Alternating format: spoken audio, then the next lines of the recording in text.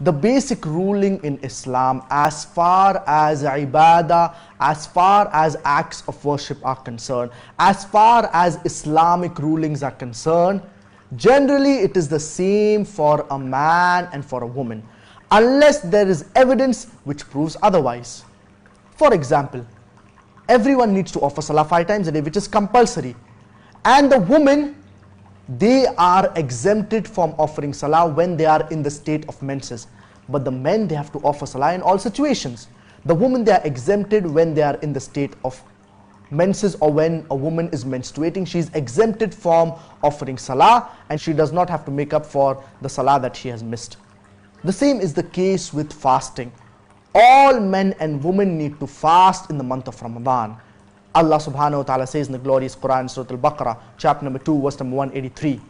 يا أيها الذين آمنوا كتب عليكم الصيام كما كتب على الذين من قبلكم لعلكم تتقون. O you who believe, fasting has been prescribed for you as it was prescribed to those before you, so that you may attain self-restraint. So fasting is obligatory upon the men and the women. But if an individual is traveling, whether it be a man or a woman, they are exempted from fasting. And in addition, a woman is exempted from fasting when she is menstruating, or she is in the state of menses, but she needs to make up for the missed fast that she has missed during the month of Ramadan later on.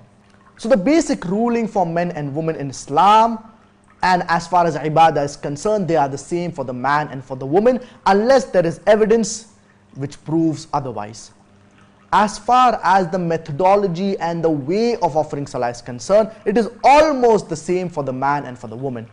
Certain things that are related to the salah, they differ between the man and the woman, and these are minor differences. The first is regarding the awrah. For the awrah, we know that for the man it is from the navel to the knee. So when a man is offering salah, he needs to cover his awrah, that is from the navel to the knee. Certain scholars, they say that even the shoulders need to be covered of a man when he's offering salah. So this is the basic requirement as far as covering the body is concerned for the man during salah or when he's offering salah. The woman, her awrah, it is a complete body should be covered. The only parts that can be seen are the face and hands up to the wrist. And a woman, when she is offering salah, she needs to cover her complete body. The only part that can be seen, it is the face, and in fact she needs to uncover her face when she is offering salah.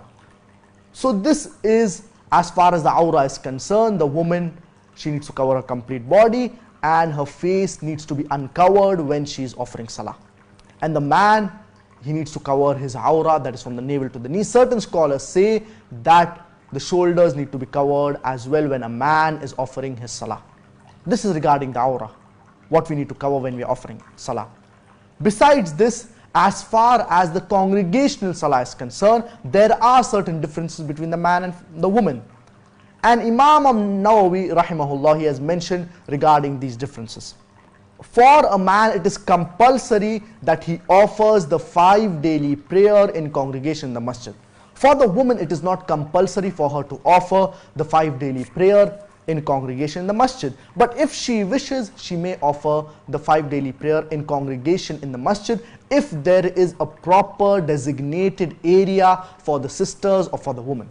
When a man is leading other men in prayer, so the imam, he stands in front of the other people who is leading in prayer. He stands separately ahead of all the others who is leading in prayer. When a woman is leading the other woman in prayer, she stands along with the other woman. She stands in the center of the first row. And a woman can only lead a woman in prayer. A woman cannot lead men in prayer. A man can lead but natural men as well as other women in prayer, but natural, there needs to be proper segregation and the rows need to be different as well.